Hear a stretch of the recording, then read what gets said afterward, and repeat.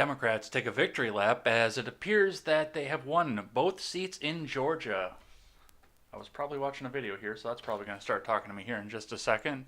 In other news, it appears that Trump may not be welcome in Scotland as the inauguration goes, so we'll talk a bit about that. In a double turn of events, both Rustin Shesky has been announced that he will not face criminal charges, and Kyle Rittenhouse has pleaded not guilty in his case. So we'll talk a bit about what's going on there and speculate as to whether or not Kenosha will still be there later on today. And 2 new strains have hit the United States, possibly. One from South Africa, one from England. And the one from England, conveniently, has hit Georgia. I'm Jay Edgar, and this is Contemporary.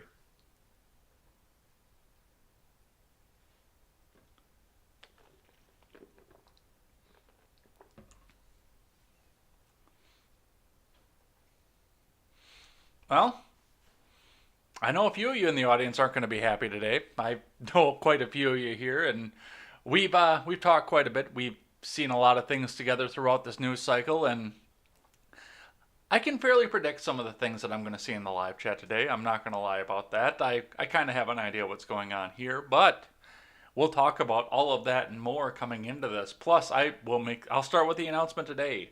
Ron Helton, your Twitter is not suspended. I went over and looked at it yesterday. As soon as I got done reading the live chat.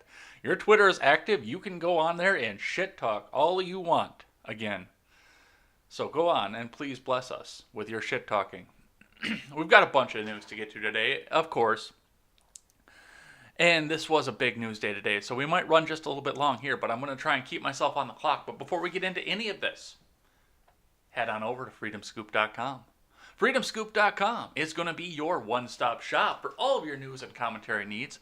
We carry great shows such as The Generational Gap, The Daily Ignoramus, which Stephen will be downtown in D.C. today, and we'll talk a bit about what's going on with them too, because that's going to be just as much of a crazy day. So go and check him out over there. He'll be live streaming all day. You can also check out The Freckles and Brit Show, The R-Rated Conservative, The Breakdown with Birkenhoff, and much more.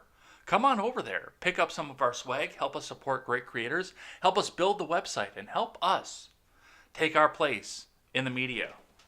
All right, let's look at what's going on in the markets, starting with the Dow, which it looks like had it was a fairly up day throughout the day here, looking in, seeing what was going to happen with the Georgia runoff races, and looking what the polling was saying off of this here. The futures are telling us a little bit of a different story, so we'll talk a bit about what's going on there. But the close was at 3391.60. Moving on to talk about what's going on with Bitcoin. Bitcoin took a pretty substantial jump again. Remember, it was at 31,000 yesterday. It is holding right now at 34,623.20 US dollars. If you haven't thought about crypto yet, I'd wait. I'm actually going to come out and say this. I would wait if you're going to get into crypto for the first time. We're hitting at a point where people are going to start looking at this and saying, oh, well, it's time for, I made enough money into this here, and this could just crash at any second. I'm going to get out of it now, and then it's going to drop. And then people are going to go buy it again, and then it's going to come back up. So, honestly, if you have it, congratulations. Maybe grab a little bit more. If you do not have it, and you're thinking about it for the first time, I'd hold off just a little bit if it was me. But as always, I am not a financial advisor, so the best person to talk to would be a financial advisor and see what he thinks for you. But if it was me, I would wait. All right, looking into the investors, starting with Investors Business Daily. Get your portfolio in winning shape for 2021. 4 weeks for $29.95. Oh my God. $30 for a month of what I give you for, well, you guys aren't paying me, so take that with a grain of salt, or PayPal link is down below. You can toss me a couple bucks here. I've got the budget out for the new computer, so if you want to help a guy out, the goal is 600. Let's see what we've got going on with this, though. Dow Jones futures rise while tech futures dive amid Georgia Senate vote results, from Scott Letonin. Dow Jones futures were slightly higher, while S&P 500 futures were lower, and Nasdaq 100 futures dove early Wednesday as Georgia citizens voted to decide a pivotal runoff election. Apple stock rebounded after triggering a sell signal from a buy point, while Tesla aimed for more record highs after a price target hike after the close. JD.com surged to a breakout above a new buy point. The stock market rally recovered a portion of Monday's sell-off losses as it continued to trade just off record highs. The Dow Jones Industrial Average rallied 0.55%, or 167 points, while the S&P 500 climbed 0.7%. The tech-heavy Nasdaq Composite moved up 0.95%. Among the Dow leaders, Apple gained 1.2%, while Microsoft edged higher. Apple stock triggered a key sell rule on Monday. Tesla moved up 0.7% to extend a win streak to 8 sessions. JD.com soared at 10.6% to break out past a new buy point and move into a buy range. Stocks in or near buy zones in the current stock market rally are Nvidia, Pinterest, and Target. Apple, Microsoft, Target, and Tesla are IBD leaderboard stocks. Pinterest is an IBD swing trader stock and was also featured in this week's Stocks Near a Buy Zone column. JD.com and Nvidia were this week's IBD Stock of the Day picks. On the futures, early Wednesday, Dow futures rose 0.15%, while S&P 500 futures dropped 0.3% versus fair value. Nasdaq 100 futures paired sharp losses to 1.4%. And we'll talk a bit about that as we go into the elections here. Remember, trading in the Dow Jones futures and elsewhere doesn't necessarily translate into actual trading in the next regular stock market session. So, let's see what's going on here. Yahoo Stocks has another story to take from this here. Nasdaq futures slumped 2% on prospects of Democrat-controlled Senate, which I'm not exactly surprised about either. From Sagarika Jaisingani and Meta Singh. Futures tied to the tech-heavy Nasdaq 100 index sank 2% on Wednesday as the possibility of Democrats getting control of the Senate sparked fears of tighter regulations on technology megacaps. Democratic challenger Raphael Warnock won a hotly contested Senate race in Georgia over Republican incumbent Kelly Loeffler, while Democrat Jon Ossoff held a narrow lead over the incumbent Republican David Perdue in the other race. A so-called blue wave would give more scope for President-elect Joe Biden to act on his reform plans, including new COVID-19 stimulus, but it could also mean higher corporate taxes and more regulations for technology behemoths, which had led Wall Street's recovery from a coronavirus-driven crash last year. If Democrats hold both houses, then there will be more pressure to regulate some of the bigger play within growth, and most of the market gains are concentrated in them, said Sebastian Gailey, a macro strategist at Nordea Asset Management. Apple, Microsoft, Amazon, Google, and Facebook dropped between 2.2% and 3.2% in early pre-market trading. Tesla was the only major technology stock trading higher. Well, yeah, that's because everybody thinks that they're going to get a whole bunch of money now, and they're going to go out and buy Teslas. At 6:50 a.m., Nasdaq 100 E-minis were down 253 points, or 1.98%, and S&P 500 E-minis were down 13.75 points, or 0.37%. However, Dow E-minis climbed 0.2% as bets on a larger fiscal stimulus and infrastructure spending propped up shares of industrial bellwethers Caterpillar and 3M. Futures tracking the small-cap Russell 2000 index jumped 2.5% to a record high. Hopes of a vaccine-powered economy recovery in 2021 had sent Wall Street's main indices to record highs in late December, with sectors that had previously lagged, including banks, industrials, and energy, fueling the rally. There are a couple of things to watch with this coming up here, as long as we're staying on the markets. And I just want to talk a bit about what's going on with this. Now, we'll talk a bit about what's going on in the races here, but if they go the direction that they look like they're going right now, the article is absolutely right. We're going to start to see lockdowns. People are going to be locked in their homes. Businesses are going to shut down some more, even with the vaccine, because they're coming out and saying, oh, well, even if you get the vaccine, we still got to lock down for a little bit. We've got to eliminate this here. So that's possibly coming, and that's one of the things that's driving everything down right now. And the big mega caps are coming. But as they pointed out as well, Democrats, once they have power of the purse and everything else, love to spend money on infrastructure. They love to spend money on government construction because it's those shovel-ready jobs, the ones that we were promised back in 2008, the shovel. Well, they are out there, and there's a lot of infrastructure out there to do.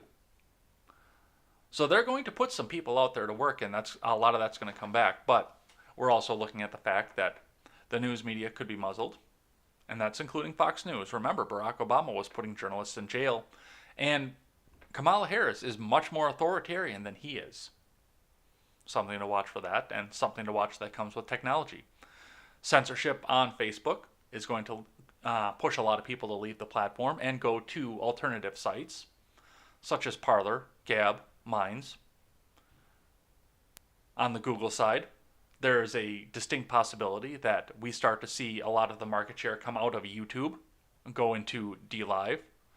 BitChute, which is getting ready to roll out a live streaming function, which I will be using once it rolls out, keep in mind. Minds has its own video sharing service that I do not use, and Rumble.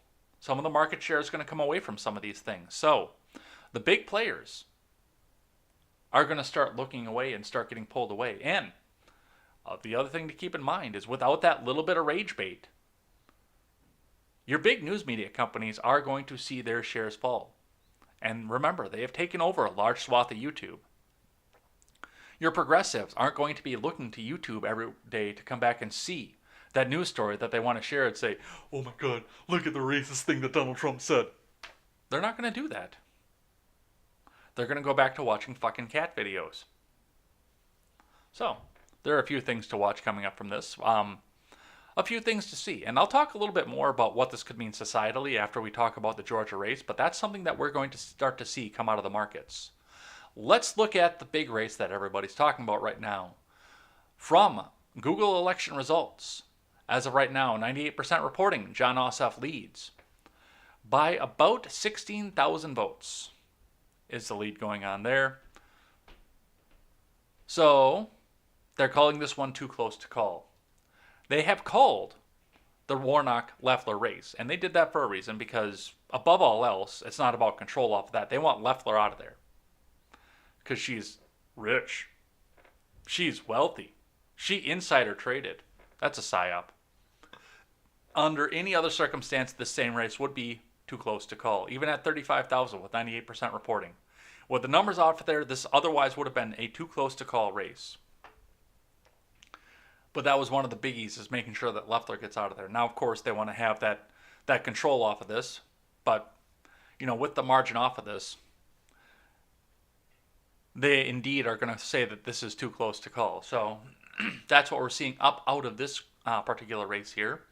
Let's see what the news has to say for that. And then we will move into what this could mean societally.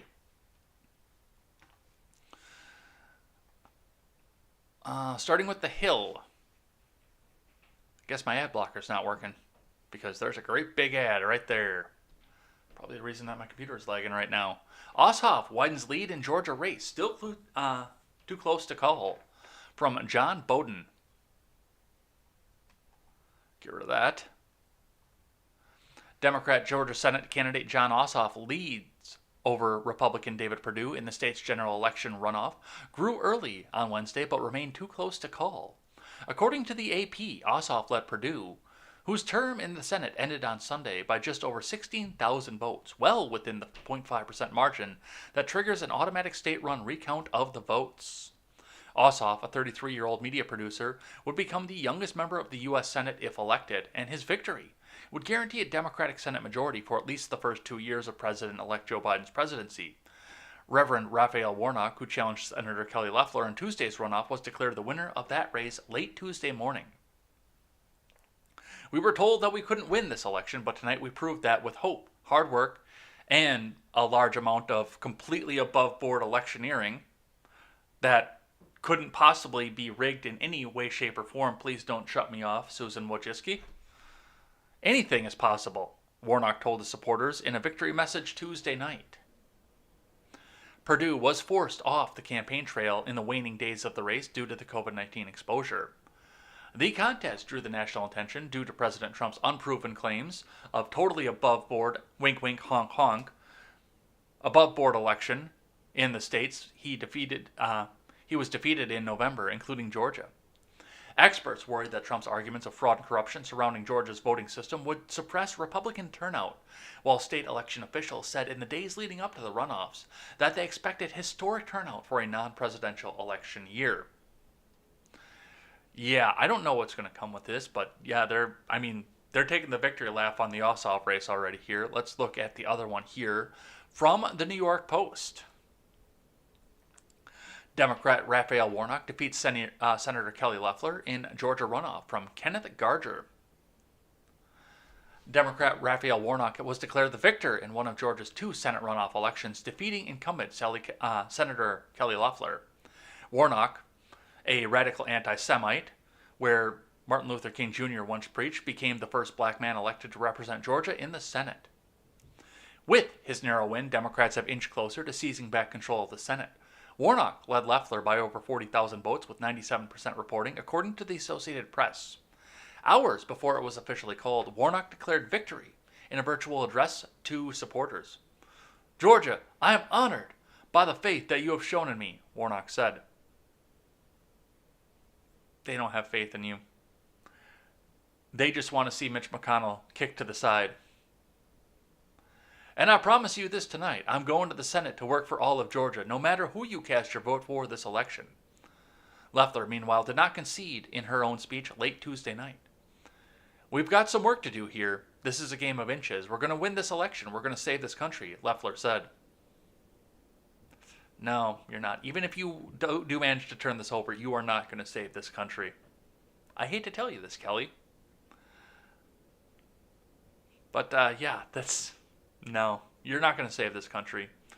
You could have won by 30 points and you were still not going to save this country, Kelly Loeffler. Democratic candidate Jon Ossoff, who is leading the GOP Senator Perdue by a razor-thin margin in Georgia's other Senate runoff race, was optimistic about his chances early on Wednesday. Well, I'm sure they'll find the votes in a suitcase somewhere. "When all the votes are counted, we fully expect that Jon Ossoff will have won this election," his campaign said in a statement, "because we've got all of them hidden in a suitcase underneath the table. Except that doesn't happen because this was a totally above-board election, just like the presidential election. Wink, wink, honk, honk." So, we're looking at this right now, and before I move on and talk about what the Daily Wire has to say about this, I mean, there are a few things that are going on along with this, and we'll talk a bit more about this when I talk about the things that I'm thankful for. But, I mean, I saw this coming. I think we all saw this coming. I hate to think that there were people that actually blindly believed that this was going to go the other way. After everything else that we've seen coming out of this, I knew this wasn't going to go the other way. I knew this was coming. And this isn't the end of the Republic. I know that there are a lot of black-pilled people that are going to watch this, that are going to see this program, that are going to share this out to other people. There are people that may clip this portion of this to try and either get me thrown off the air, as far as media matter goes, or to come out and try to share the message of hope. But this isn't the end of the Republic. Now, we've got to look at some of these things, and we'll talk about this once we go into the Daily Wire. But with this,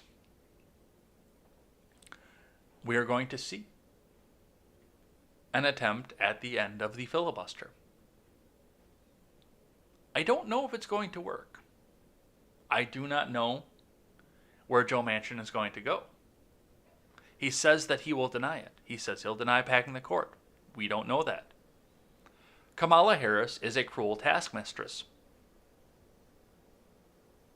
But that's the thing to carry going forward off this. Kamala Harris is most likely going to be the tie-breaking vote in all of this. Which means that her cruel agenda is going to be the one that comes forward. She will decide what happens off of this, and she will take Joe Manchin to task. Either throw him out of the party, throw him off of his committee assignments to where he's an empty suit, to punish him for this until he either gets in line or leaves the party. Which that is a possibility, looking at some of this here, if he sees this being too radical for him. The attempt is going to be, it's going to happen for DC statehood. That's going to be attempted again. That one's not going to happen. I can tell you that right off the bat. That's not going to happen.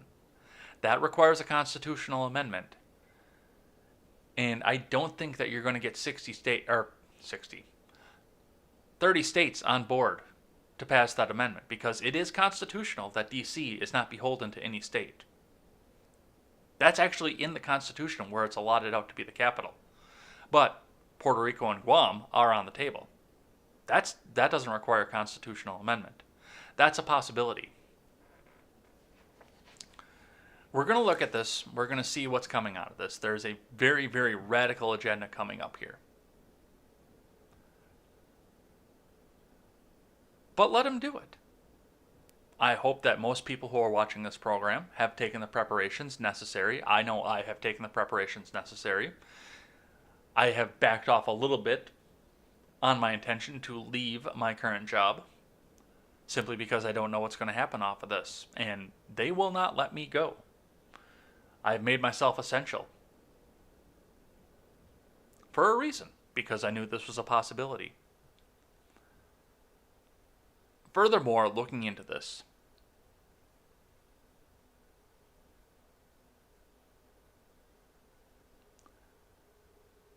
it's not the Democrats that have won this right now.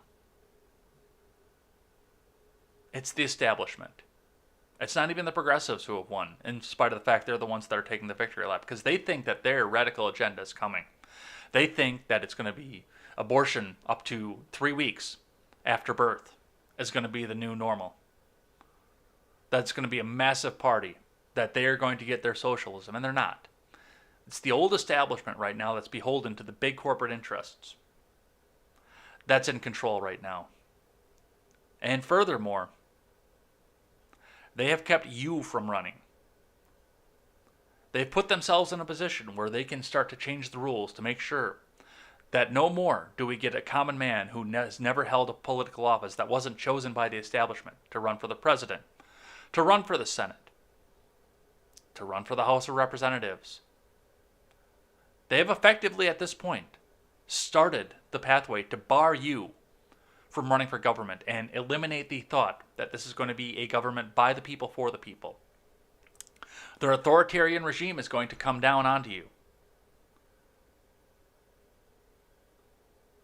But you can better bet, after they lost massive seats in the House, they still have a razor-thin margin in the House, but they've lost massive clout in the House. This was supposed to be a filibuster-proof majority in the Senate. And now they have to have the vice president come in and break the ties. And if they try to crack down that authoritarian agenda, you can better fucking bet they're going to get punished in the midterms. They can't dismantle the Constitution in 2 years. It's not going to happen. They're going to try. And then they will be punished in the midterms. So, keep yourself vigilant. Make sure your economic affairs are in order, which I told you to do this after Election Day the first time. And you should have been doing this for the last 4 years anyway, but make sure your economic affairs are in order. Make sure that you're ready to go for 3 to 6 weeks without going to work. Get a couple extra cans of beans right now. Get some toilet paper. Make sure you're ready for all of this here. And let's see what it is that they're talking about for a radical agenda. From the Daily Wire. Leftists call for radical legislation after Warnock projected win. End filibuster, pack the courts, from Ryan Saavedra. Democrats and leftists immediately called for radical legislative action to be taken to ramp through the entire agenda of Democrat Joe Biden following Reverend Raphael Warnock's projected victory over Senator Kelly Loeffler in Georgia's runoff election. Democrats have not yet officially gained control of the Senate because the other Georgia runoff race, Democrat Jon Ossoff versus Senator David Perdue, has not yet been called, although it is trending in a positive direction for Ossoff. The Wall Street Journal editorial board warned last week that if Republicans lost control of the Senate, it would effectively end the prospect of any meaningful oversight for Biden, including the scandal involving his son. Yeah, we knew that was coming. Who is under federal criminal investigation over his taxes and foreign business dealings. Not for long. Having lost control of the Senate committees, Republicans would also lose the ability to stop any of Biden's nominees. Following Warnock's projected victory and the likely victory for Ossoff, Democrats and the left-wing activists immediately called for eliminating the filibuster, packing the courts and adding new states and areas that will all but assure that Democrats end up with a total of anywhere from 2 to 4 new U.S. senators. Brian Fallon, a former aide to Hillary Clinton, wrote on Twitter, "Make D.C. a state." Unconstitutional. Restore the Voting Rights Act. Unconstitutional. Eliminate the filibuster. Constitutional. Reform the courts. Gray area. Revive democracy. It was never a democracy. Left-wing activist Paige Wolf wrote on Twitter, "Well, I'm calling it. We've got the fucking trifecta. Take no prisoners. Burn them to the ground. Kick that turtle shell straight to hell. Pack the courts. End the filibuster.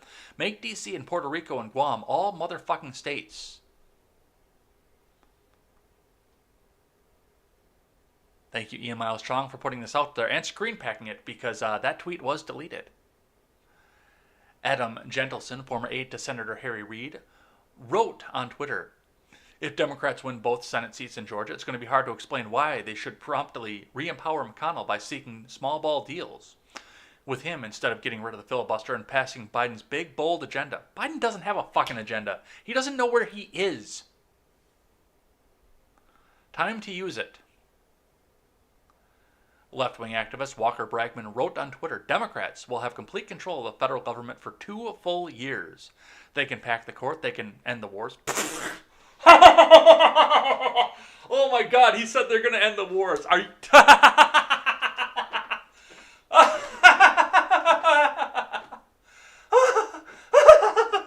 Biden's going to end the war. Oh my God, he thinks Biden's going to end the war. Oh my God, he's actually serious. He thinks Biden's going to end a war. Biden, who has voted for every action that we took in Iraq. Oh my God, I didn't pre-read this. I had no idea this was coming. I'm sorry, that took me completely by surprise. End the war. Are you out of your fucking mind? Biden's not going to end the war. He's going to increase them. Oh my God.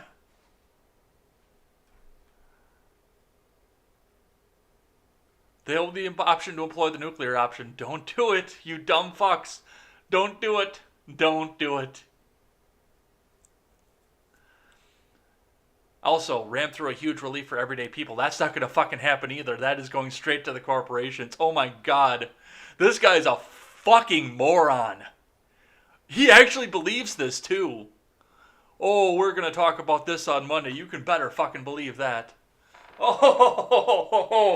Oh no. Oh, they actually believe that. That's the worst part of it. Oh my God, and the wars. I'm sorry. I got to get control out of myself. Wow. Well, they do see that they think they're going to get a radical. And the wars. Oh my God. Oh, we're going to increase them. Oh my God. That's great. Well, with that, we know what's coming off of this. And I want to see some of them try it too. End the wars. Joe Biden, end the wars. Kamala Harris, end the wars. Yeah, okay. All right, I can't read this anymore because I can't keep up. We will run out of time if I keep trying to read that because I'll be laughing too hard. So, this next article I would have normally kept in the coronavirus side of things, but I wanted to point this out after the election side of things because I wanted you guys to know that this is a fucking game to them. The coronavirus thing, this is a game. The same with the vaccine and the same for everything else. Reading from WCVB5 out of Boston. Vitamin D eyed as a possible new tool in the fight against the coronavirus. That's funny. Dr. Anthony Fauci, I've been saying that since back in March. But, now that the Senate runoffs are over, now we can come out and actually eliminate the coronavirus threat. But, of course, Dr. Anthony Fauci is completely right, and so is the WHO, and we should listen to them with all of our hearts and bow down to them and worship the science. Wink, wink, honk, honk. There's no author given on this article. But they're not going to autoplay. All right. Boston researchers are studying another potential weapon in the coronavirus fight. Brigham and Women's Hospital will look at whether vitamin D can lessen the severity of COVID-19 symptoms. Researchers also studying whether the vitamin D supplements reduce the chance of becoming infected if you have been exposed to somebody in your household who tested positive for COVID-19. Vitamin D is already known as an immune system booster. The study will focus on patients aged 30 and older who have recently been diagnosed with the virus within the previous 5 days. Participants will be asked to take the vitamin D or placebo study capsules every day for 28 days, provide at-home blood samples by finger prick, and complete questionnaires. Studies have been suggested that vitamin D may reduce the risk of respiratory tract infections. Researchers said the potential role of vitamin D to protect against infection by the novel coronavirus that leads to COVID-19 is promising but unknown. So, they got the trifecta, and now coronavirus is going away. This was all a fucking game. Remember that as you go through the next 2 years. Let's keep going. From CNN, attorney who assisted Trump on call with Georgia officials resigns from law firm. From Caitlin Palance and Carolyn Kelly. Cleta Mitchell, a lawyer who assisted President Trump on the January 2nd call when Trump pressured Georgia officials to find him votes, which is completely not true, but you know what, we're on CNN, so let's just stroke their fucking cocks. National law firm Foley and Lardner previously said it was concerned with Mitchell's involvement in Trump's call with Georgia Secretary of State Brad Raffensperger and said the firm wasn't engaged in any illegal work challenging the election results. Tuesday, it announced that Mitchell was no longer with the firm. Cleta Mitchell has informed firm management of her decision to resign from Foley and Lardner effective immediately. Ms. Mitchell concluded that her departure was in the firm's best interest, as well as in her own personal best of interests. Firm spokesman Dan Farrell said in a statement on Tuesday, "We thank her for her contributions to the firm and wish her well." Mitchell told her friends and clients on Tuesday in a personal email that she had left her law firm after almost 2 decades, blaming a massive pressure campaign in the last several days mounted by leftist groups against her. The firm and her clients stemming from her affiliation with Trump in his post-election litigation and efforts in Georgia. With even more brazen attacks on conservatives and most especially anyone who supports and wants to help President Trump, I realize that a large national law firm is no longer the right platform for me or my law practice. She wrote. Mitchell confirmed her email to CNN but declined to comment any further. Yeah, that's what the radicals are going to try to do. That's why I'm telling you right now, they're going to get punished in the midterms. Because that ballot is anonymous. I'm going to tell you that right now, and I'm going to remind you that ballot is anonymous. So watch for that coming up here. And I'm sure that there's... hold on, before I get myself shut down on YouTube. I'm sure that the election was completely 100% above board, and nothing bad happened in that whatsoever. And they'll never do anything bad in the upcoming elections either. Wink, wink, honk, honk. I'm sure none of that's going to happen. But just in case it does happen, there's still going to be a lot of ground to cover up after what they are probably going to have to face down coming up in the midterms. But yes, this woman also has been pressured out of her job for having the wrong political opinion. It's starting. It is starting. All right, let's move on to talk about what's happening in D.C., starting with some video. Let's back that up here. We've got your ears are on. Let's turn mine on and let's see what's going on here. Chaotic scene from BLM Plaza as police clash with Trump supporters trying to rush the line. And oh my God, there are a lot of people who are suddenly pro-police off of this here because it involves Trump supporters. Jen the Libertarian, I'm talking to you. What she's going to talk about on her next podcast coming out here, and it's going to be laced with a motherfucker this and fuck and shit and fuck this and these people go the fuck home. And I listen to her podcast regularly. I enjoy the podcast, but I know that she is more TDS than actual liberty. But let's see what's going on here.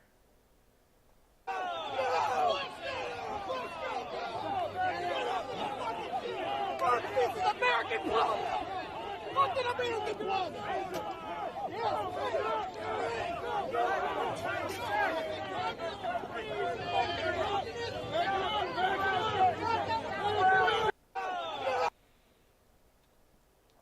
Some of the comments going on here. Turns out the Trump fascist gains are anti-police. I call Trump fans are fascists. Wait, so BLM Plaza is only open to people of certain ideologies? Mm-hmm. We wore pink pussy hats and marched peacefully. So, we will see what's happening from that. Looking on and reading from The Hill, pro-Trump protesters, D.C. police clash near the White House. By Dominic Mastrangelo. Police in Washington, D.C. clashed with protesters late Tuesday night during a demonstration in support of President Trump near the White House. Police said they made 6 arrests as of 9 p.m., NBC News reported, charging several individuals with multiple offenses, including carrying firearms without a license, possession of unregistered ammunition. Does that actually say unregistered ammunition? Fuck that, and possession of unregistered firearm.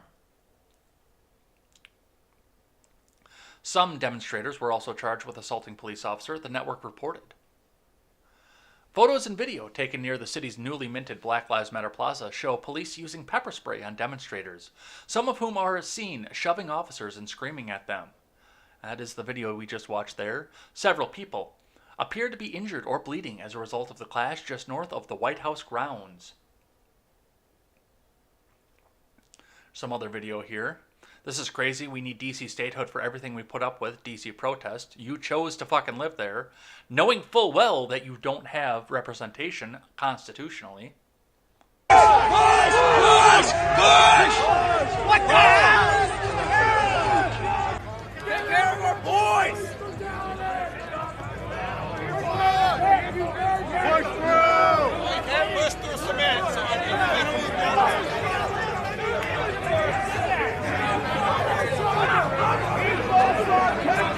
Bro, they took their knee on his fucking face, ugly dog. fucking behavior! They fucking dunked their knee on his face,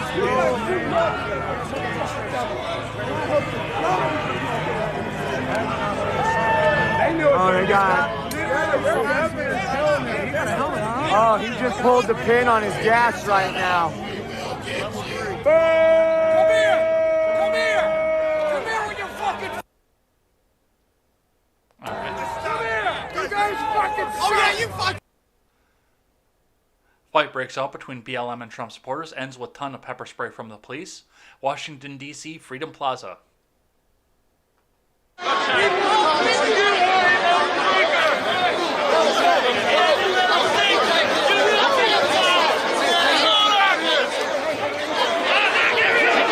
Pop that dude in the face.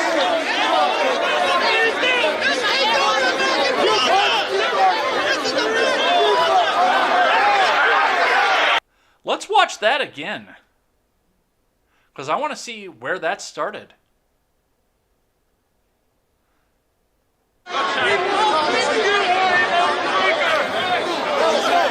Did you see that?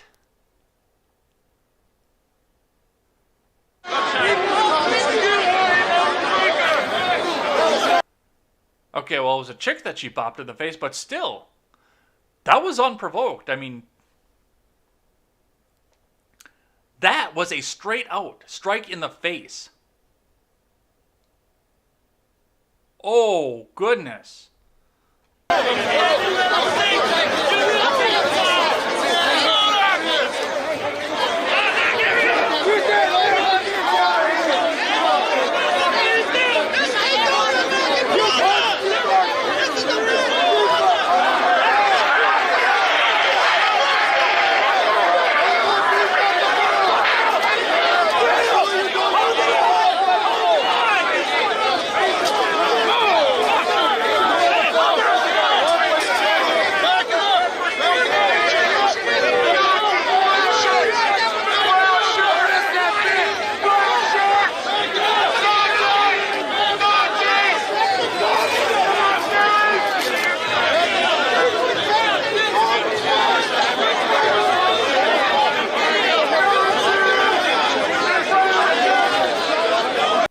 Yep, there's the woman right there, too. Right in the fucking face. Look at her.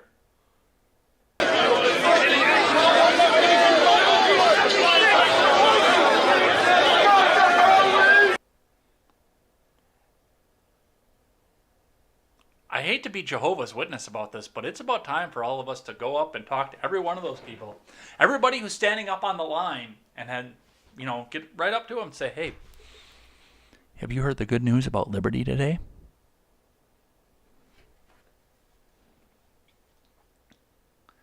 All right, I got another one here from Julio Rosas, and that'll be the last one. Then we'll move on.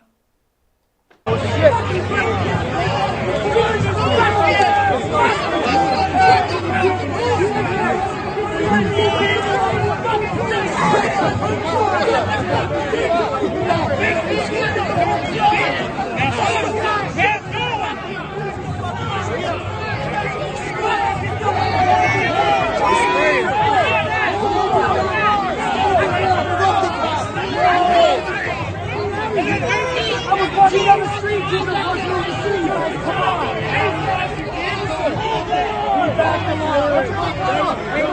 They're not getting any closer. Why are you moving back? Can we go back? There's two vehicles closer. Police, man.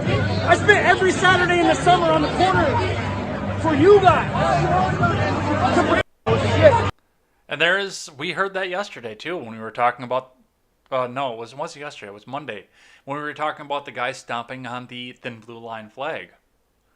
We talked about this twice on Monday because I talked about it on Contemporary and I talked about it with Elaine on the Red Net show. It was the same thing. I spent every weekend coming out and supporting you guys, and this is how you repay us. The state doesn't care about you, especially when it's a metropolitan police department like that. Now, once again, once you're in rural America, the sheriff, as an elected official, especially where I grew up, he may care about you a little bit more, but you also have to keep in mind the fact that he's probably had dinner in your house at some point. Where I grew up, anyway. Maybe not where you live, but where I grew up, the sheriff has probably had dinner with your family. At some point in your life.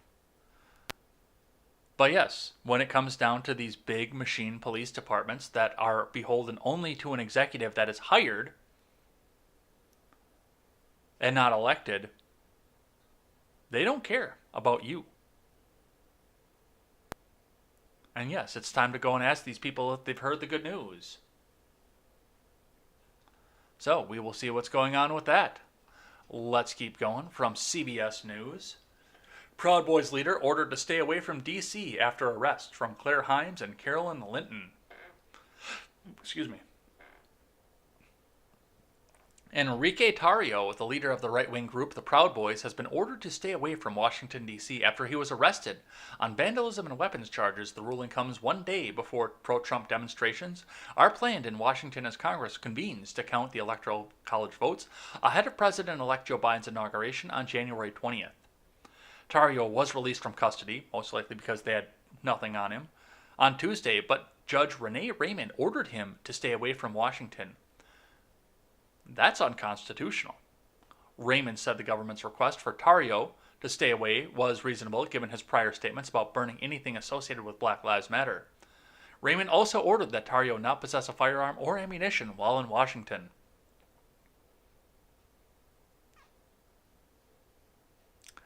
You have a right to peacefully assemble, especially in front of a government building. That's unconstitutional. It's time to take that one up to a higher court.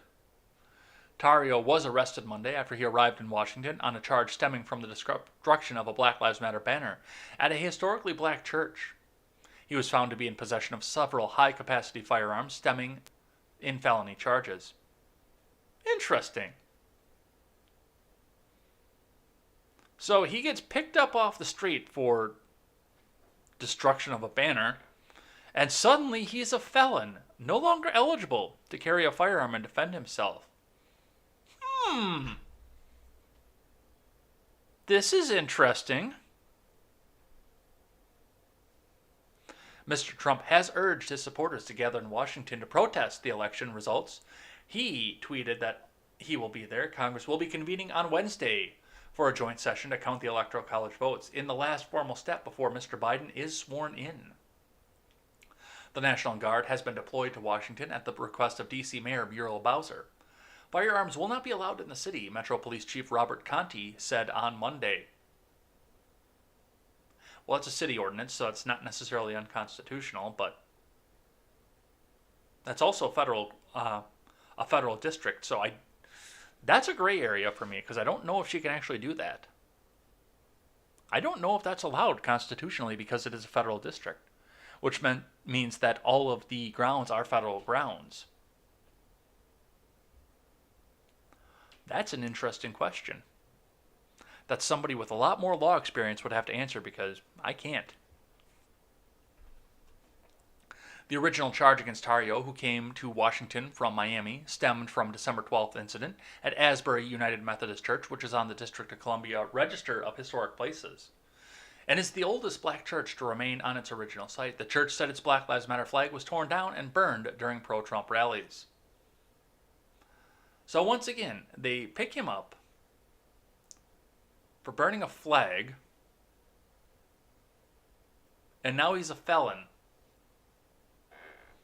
Interesting. Very interesting.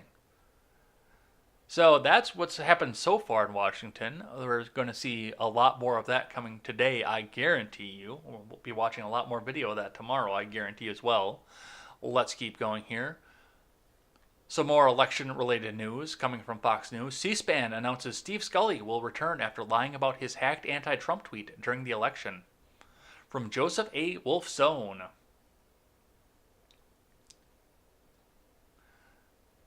C-SPAN announced on Tuesday that its political editor, Steve Scully, will return to the job following his suspension after the tapped presidential debate moderator admitted to lying about anti-Trump tweet he made during the election. Scully was placed on administrative leave back in October after he appeared to have reached out to outspoken Trump foe Anthony Scaramucci on Twitter as President Trump attacked the Washington Journal host over his credibility to fairly moderate the second presidential debate, which was ultimately scrapped by the Commission of Presidential Debates over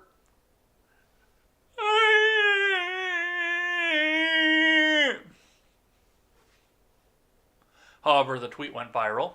Scully alleged that his Twitter account was hacked, which he acknowledged days later wasn't true. No, of course not. Of course it wasn't hacked. I came out and said it, and I'm proud of it at this point. After roughly a 3-month hiatus, it appears Scully will be back to work. Steve Scully, who was placed on administrative leave in mid-October for Twitter-related controversies in conjunction with the second presidential debate, is returning to duty at C-SPAN beginning this week. Yeah, we kicked him off for purposes that were partisan of some sort, but you know what? No, we can have him back at this point. So that's going back here, and he's going to face no punishment. I wouldn't have brought him back. From CNN. Trump would not be welcome in Scotland due to coronavirus restrictions, says Sturgeon. From Mike Creever. Yeah, let's say it's coronavirus restrictions. Let's go out and say that. U.S. President Donald Trump is likely, just like anyone from outside the country, will not be welcome in Scotland at the moment due to coronavirus-related restrictions, Scotland's First Minister Nicola Sturgeon said on Tuesday. Sturgeon was asked during a news conference about unconfirmed Scottish media speculation that Trump could be planning a trip to one of his golf courses in Scotland around the time of President-elect Joe Biden's inauguration on January 20th. Wait, I thought he was going to have a counter-inauguration. No, I'm gonna stay. I'm gonna do another inauguration, okay?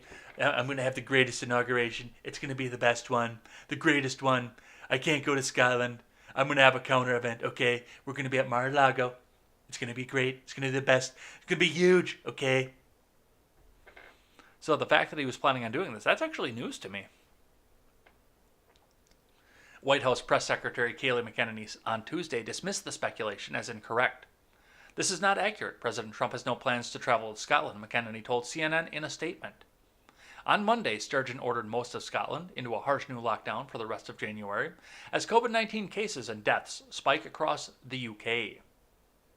So, yeah, I didn't think he was going. I thought he was going to hold a counter event. I really did. It's going to be the best counter event, okay? And I'm going to come out and I'm going to say that I won against Sleepy Joe. Sleepy Joe Biden, okay? He's the worst. And all my fans are going to come out and they're going to say that I won, okay? Okay, it's the worst. And I'm the best. I'm the greatest, okay? We're going to go to Mar-a-Lago. It's going to be great.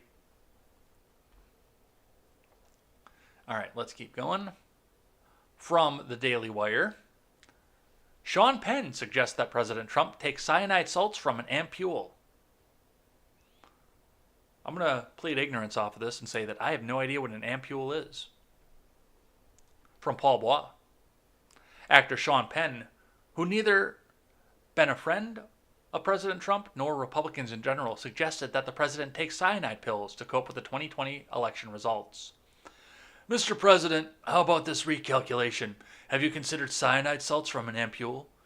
May well be a road worth your exploration, a mercy for man and country that would make your boys proud, he tweeted on Sunday.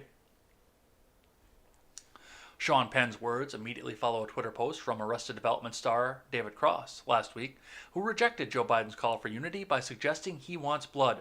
But he was a comedian! Oh my god! So, yeah,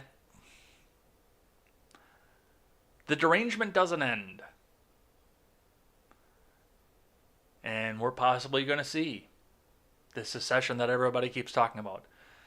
As a Federalist, my ideal political situation is that we're a step away from secession anyway.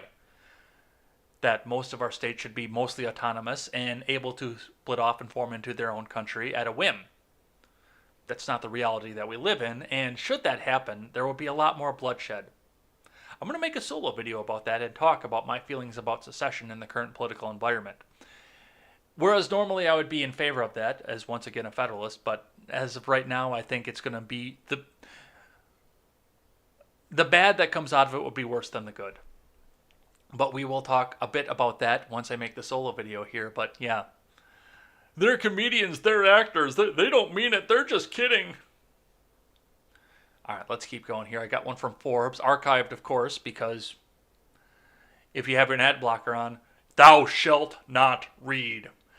This came to us over from my wonderful co-host Elaine. She put this up in the Discord. She's got a couple here that we need to look at. Looking at the rest of the world, reading from Forbes, Iran issues Interpol arrest request for President Trump over top military assassination. From Robert Hart.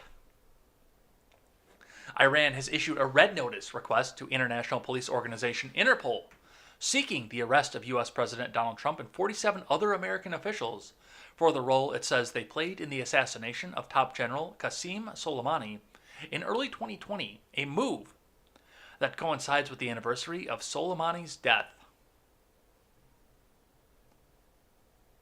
Qasem Soleimani was a celebrated military leader in Iran who led the feared Quds Force of Islamic Revolutionary Guard Corps. His death last January in a U.S. airstrike ordered by Trump sparked shock, outrage, and anger throughout the country and represented a significant escalation in tensions between the two nations that some feared may spill over into outright war.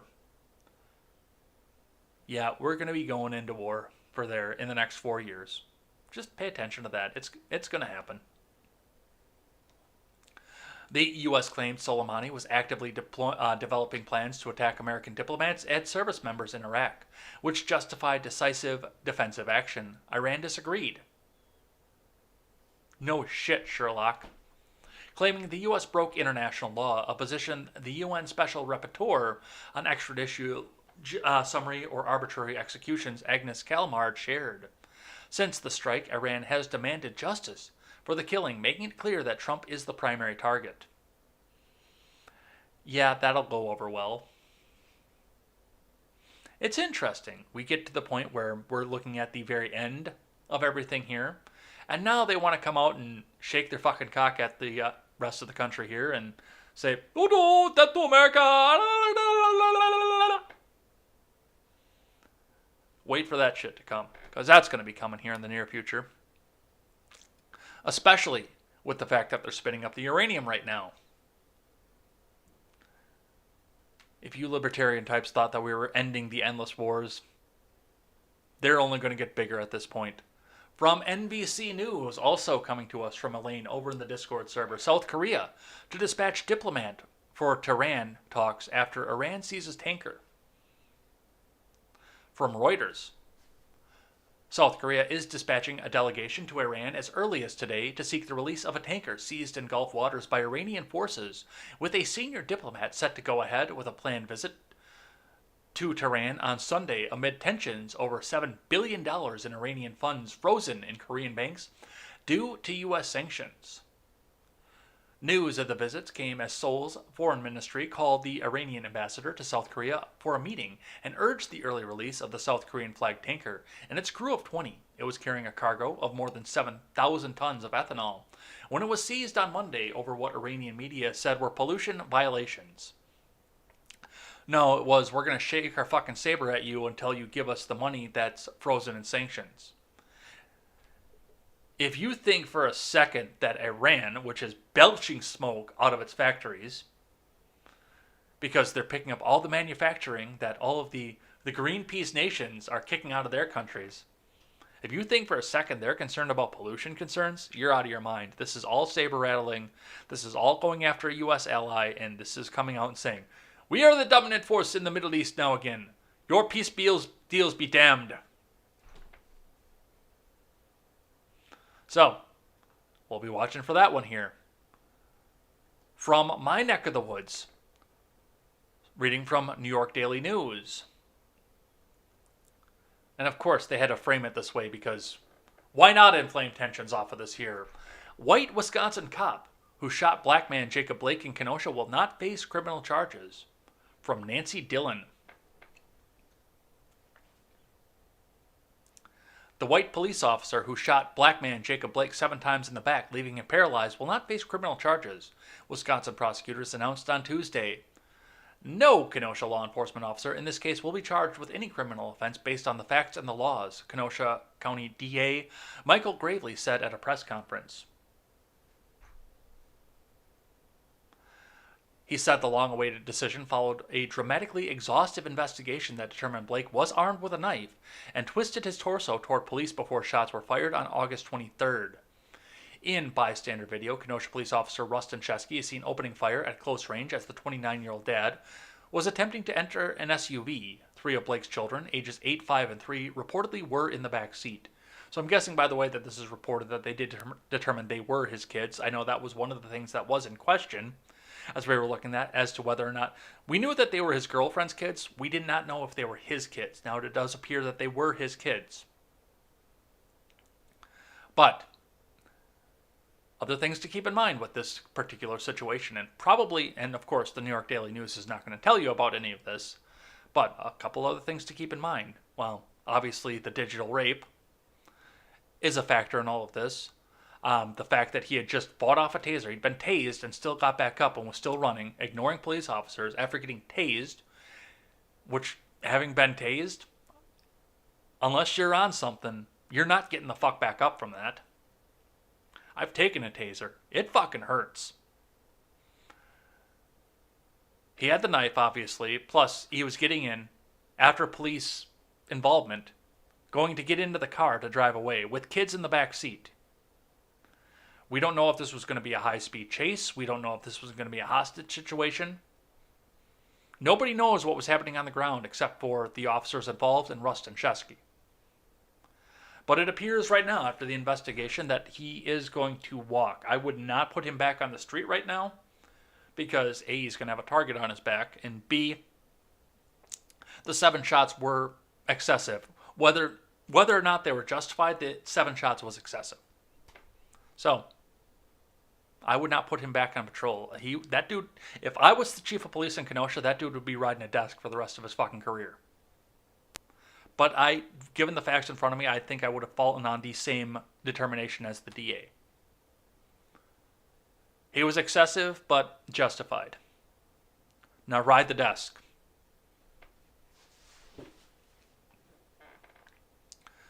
This is not something the DA's office intends to pursue, he said. Tuesday afternoon's decision was met with disappointment from Blake's family. We feel this decision failed not only Jacob and his family, but the community that protested and demanded justice.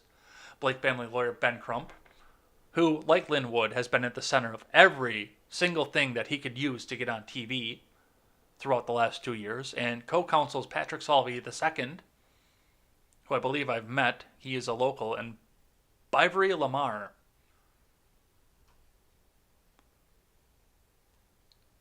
Kenosha police had been called to the scene last August for an alleged domestic dispute involving Blake and his longtime partner, Lakeisha Booker.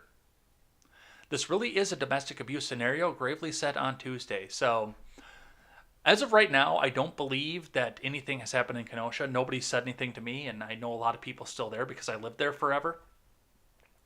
So I don't know if, there's been any violence down there. I'm sure I would have heard about this at this point.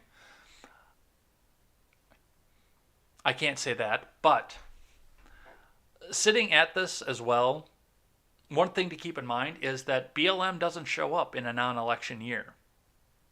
You ever notice that? They don't seem to. All right, from the Daily Wire. I'm going to get through the rest of this here. Kenosha DA debunks false media claims on Jacob Blake. Incontrovertible. I can read this morning. He was armed. From Ryan Saavedra. During a press conference on Tuesday about the officer-involved shooting of Jacob Blake in Wisconsin, Kenosha DA Michael Gravely debunked false claims made by the media and activists. There are many commands disobeyed, and that's not only talked about by all the officers, but that's admitted by Jacob Blake in his statements. And there are a number of civilians who talk about that as well, Gravely said. And there are multiple ways that officers try to bring Jacob Blake into custody. Again, none of those, I think, visible in any of the videos. They try to direct him to the ground. They try to multiple officers try to grab his arms and secure him so he can be cuffed. He admits at one point officers were trying to handcuff me, but I was able to get up. There's a time where he's on the ground, where a really close viewing of it shows Jacob Blake is on top of someone who has to be Officer Shesky. Based on everyone else, and Officer Shesky says, I was on top of him, and then he was on top of me, and we were grappling for me, trying to get him under arrest. Gravely continued. Most importantly, he was tased twice using remote penetrators, and once with a direct strike with a taser. So I'm going to suggest to you that 3 attempts were made to tase Jacob Blake to get him into compliance. Gravely said the officers that were involved in the incident indicated that they had never seen a suspect who was not impacted by the use of tasers. Gravely then debunked a key false claim that was promoted by the media and left-wing activists. Very important, Jacob Blake, while actively resisting, arms himself with a knife, Gravely said. I continue to hear. I think I heard it at the rally last night, the vigil, where someone again said that he was unarmed. It is absolutely incontrovertible that Jacob Blake was armed with a knife during this encounter. Incontrovertible. Most incontrovertible because Jacob Blake, in all of the times he spoke to DCI, admits he possessed a knife. So, that's what they're seeing off of that, and he says it's incontrovertible. He's come to the determination, who am I to argue at this point? But people are still going to argue. Another one coming out of Kenosha here. Kyle Rittenhouse pleads not guilty to fatal Kenosha protest shootings. From Brad Evans. An Illinois teenager accused of killing 2 men during protests in Kenosha after the police shooting of Jacob Blake has pleaded not guilty. Kyle Rittenhouse, now 18, of Antioch, appeared virtually from his attorney's office in Racine on Tuesday afternoon for a court arraignment. Rittenhouse was 17 at the time of the August 25, 2020 shootings. He was charged with 5 felonies, including first-degree reckless homicide with a dangerous weapon, 2 counts of first-degree recklessly endangering safety with a dangerous weapon, first-degree intentional homicide with a dangerous weapon, and attempted first-degree intentional homicide with a dangerous weapon. If convicted, Rittenhouse faces up to life in prison. He was also charged with possession of a dangerous weapon by a person under the age of 18 and violating Kenosha's curfew. 2 offenses that come with a fine. The arraignment lasted about 4 minutes. Rittenhouse posted a $2 million cash bail and was released from custody. Prosecutors said he shot and killed Joseph Rosenbaum and Anthony Huber and injured Gage Grosskreutz. And then Gage Grosskreutz put on his paramedic hat and cried on CNN. He was able to walk past police the night of the shootings and return home to Illinois, which I think is a failure on the Kenosha Police Department above anything else. Even if you are completely justified in a shooting, the first thing you do is turn yourself in. Even if you are 100% justified beyond the shadow of a doubt, the first thing you do until the investigation is over, officer, for my own safety and for the safety of everybody else involved, I surrender myself. Please continue the investigation fully. Even if you are 100% justified, because somebody's going to try and turn it over into a murder. And once they have to go back and try and find you, you're fucked. So that was a failure on the police's end. And Rittenhouse's end. Well, he did try to turn himself in. But yes, that is the first thing you do. The very first thing you do if you're involved in anything like that. Because if the state has to come for you, it's not going to be pretty. But he has pleaded not guilty to this, as far as I can tell. He was in the right on this one. This was a self-defense issue. But that's for the courts to decide at this point. Let's keep going here. I got one from the Babylon Bee. Hope you guys enjoy that one here. Kamala Harris recalls how, as a little girl, she helped slaves escape on the Underground Railroad. Kamala Harris chuckles as she tells the story. Not the chuckle of an insecure politician making up a story to appeal to her base, but the chuckle of a warm, loving woman. The kind of chuckle you would chuckle while hanging out with your family or locking up nonviolent drug offenders for decades. She recalled in her interview with the Babylon Bee how, as a little girl, she helped slaves escape to the north on the Underground Railroad. Did we mention how warm and sincere she was? It was like talking to your best bud. Yeah. I mean, Joe Biden is known for plagiarism, so why not do this here? I don't want to go too far into this one here, but I thought you guys would enjoy this here. Thank you to the Babylon Bee for shining a little bit of humor into this here. We got just a couple more here, and then we'll do something I'm thankful for and head on out of here. A little bit of COVID news for you. First case of COVID-19 variant identified in Georgia. Right after the election, you don't say.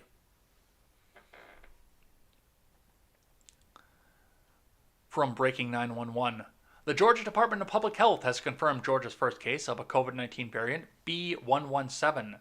The same variant discovered in the UK and in several other countries and US states. The variant was discovered during an analysis of a specimen sent by a pharmacy in Georgia to a commercial lab. The Georgia resident is an 18-year-old male with no travel history and is currently in isolation at home. DPH is working to identify close contacts of the individual and will monitor them closely and test them for the variant. Preliminary epidemiologic, that's a word that'll get twisted on your tongue, information suggests that this variant is significantly more contagious than the SARS-CoV-2 virus. So far, there's little to no evidence that B.1.1.7 variant causes more severe illness or increased risk of death. Yeah, if you keep killing off your host reservoir, natural selection kicks in and your strain dies off. So I'd actually not be surprised to find out, and once again, not a medical doctor, don't know, but just on the basic survival rate of things, if your mutation kills off your host reservoir, I would not be surprised if this was a less deadly variant, because that gives them more chances to grow and more chances to go out and infect other people. But we will see what comes out of this one. The emergence of this variant in our state should be a wake-up call for all Georgians, said DPH Commissioner Kathleen E. Toomey. Even as we begin the rollout of a COVID-19 vaccine, we must not let down our guard and ignore basic prevention measures. Wear a mask, social distance, and wash your hands frequently. So, we will see what comes out of that. Let's keep going. From Newsweek. Anthony Fauci says new South Africa COVID strain likely in the U.S. From Kashmira Gander. Top infectious disease expert Anthony Fauci has told Newsweek that he would be surprised if a new, more infectious strain of COVID from South Africa had not arrived in the U.S., even though it has not been yet detected. The first South African variant, named 501v2, has so far emerged in the UK, Switzerland, Finland, Japan, Australia, Zambia, France, and South Korea. Like a separate new strain, first picked up by the UK, called B117-501v2, is thought to be better at spreading than past forms of COVID. Although both variants appear to be more transmissible, they are not thought to make people more ill or increase risk of dying. Fauci, the director of the National Institute of Allergy and Infectious Diseases, said, "I would be surprised if it were not already in the United States, but you never know until you find it and then prove it's here. But thus far, we have not detected the South African strain." So, we will see what comes out of this and how the U.S. reacts to this coming into the new year, the new administration, and the new government.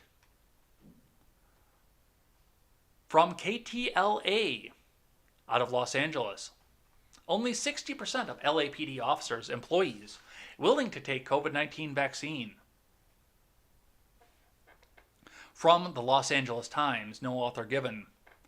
An informal survey of LAPD employees found significant skepticism about COVID-19 vaccines, with just 60% of respondents saying they would accept the shots when offered. About 20% of the 9,500 respondents to the unscientific internal poll said they first needed more information about the vaccines, which experts and the CDC say are safe.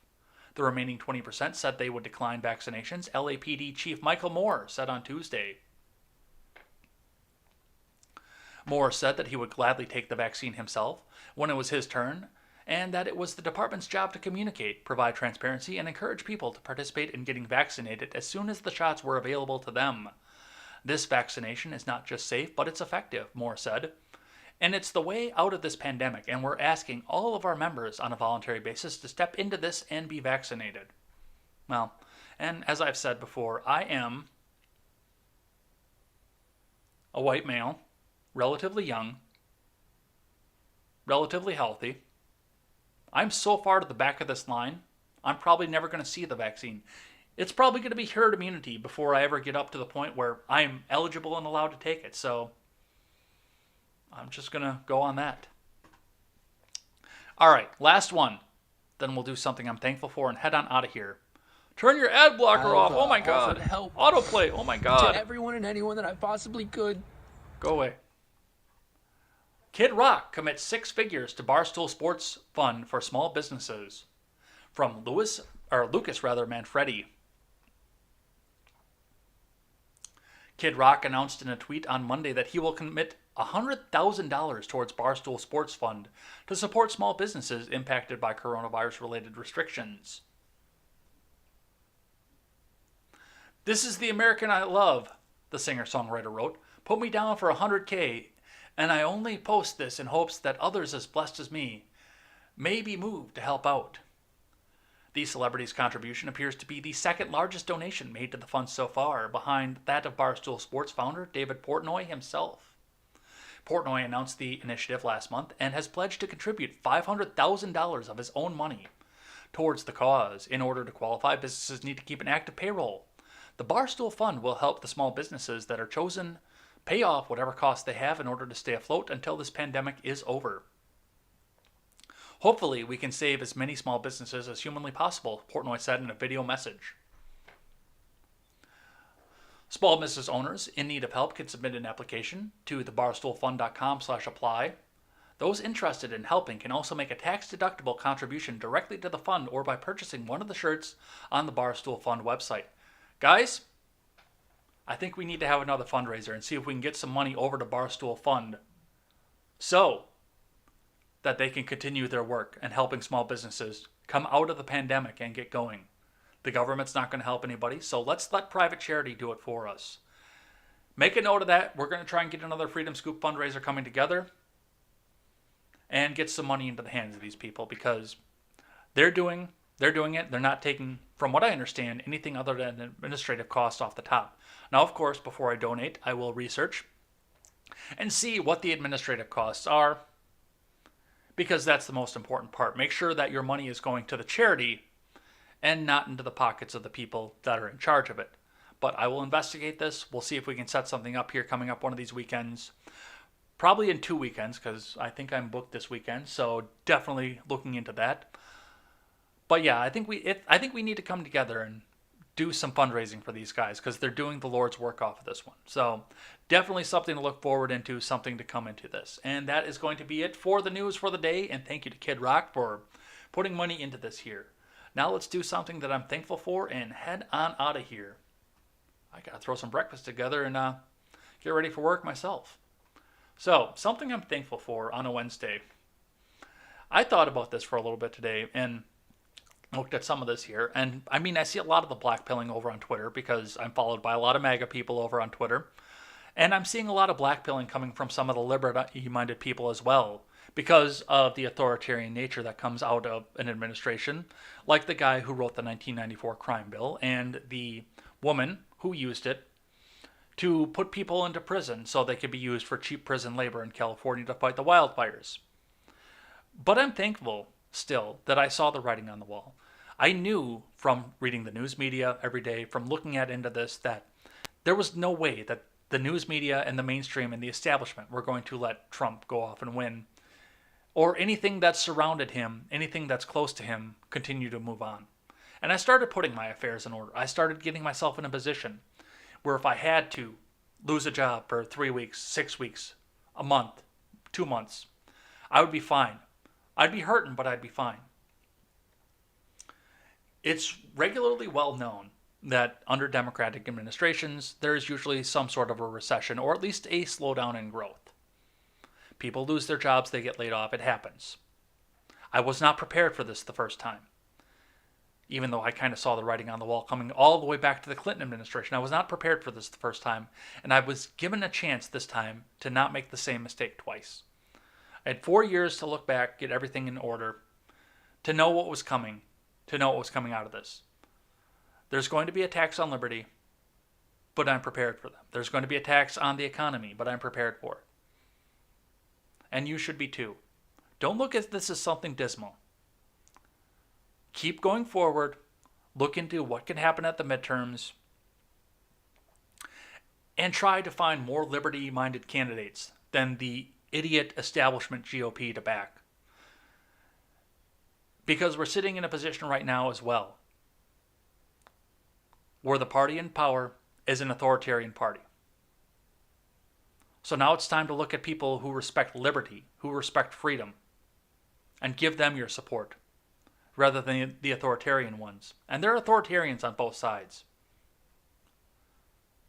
So kick these establishment neocons to the fucking curb. All they want to do is bring us back to war anyway. And I know that Mitch McConnell is sitting over here fucking salivating over the fact that we might go back into Iran and Iraq again, because he's on the fucking Raytheon dole himself. But make sure that your affairs are in order. Make sure you got a little bit of money banked up and you're ready to go.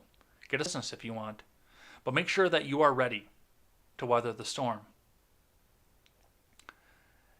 And join me tomorrow for more Contemporary, because there's going to be a lot more news coming out of Washington, D.C. today, and we're going to go over all of it. We'll have video, so make sure if you're over on the Instagram and not following over on the YouTube, you get to see the video over on the YouTube side. And I just lost the YouTube anyway, so I don't know what the hell's going on there, but we will see what's happening from that. We're going to head on out of here. We'll see you tomorrow. Until then, I'm Jay Edgar, and this is Contemporary.